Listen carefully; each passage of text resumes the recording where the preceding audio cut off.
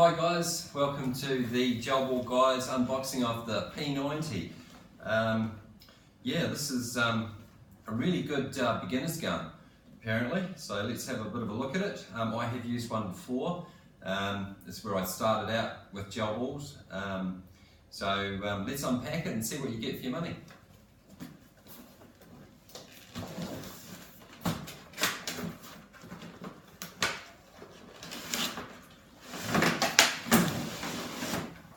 Cool.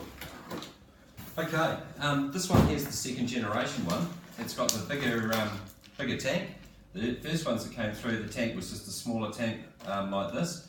This has got the larger tank. So you got your safety glasses, you've got your battery here, we strap, gel balls, and the gun itself. No assembly required at all. It does come with instructions. There's more gel balls down the bottom there in a sachet. Instructions are pretty basic because you don't really need a lot.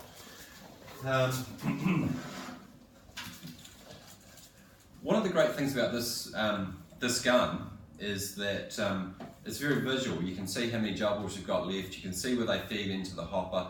So for people just starting out in gel guns or younger kids or stuff like that, it really is a great wee gun. The battery goes in the back here, so with this one you sort of feed it in a bit first, and then it exposes the battery at the back here, and just hook that up. Once again, just make sure you've got it right. There's a little part where it connects. You can see how it connects. The battery cover, the back here, is part of the buttstock there. It just slides in and clicks into place. The side has a wee laser on it, which you can see with a laser pointer. It actually has a bit of magnification on the lens on these.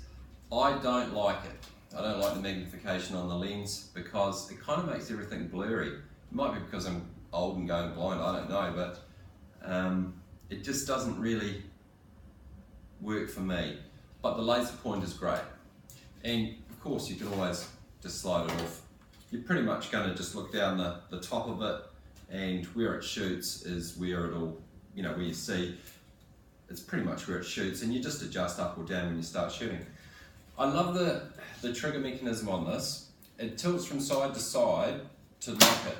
That's actually semi-automatic. Other side here it's locked. You just by swiveling the switch.